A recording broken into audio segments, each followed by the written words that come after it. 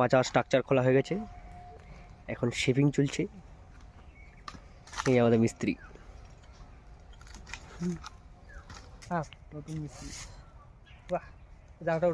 Hello everyone, আজকের ভিডিওটা কোনো ফুড ব্লগিং বা খাওয়া দাওয়া নিয়ে না।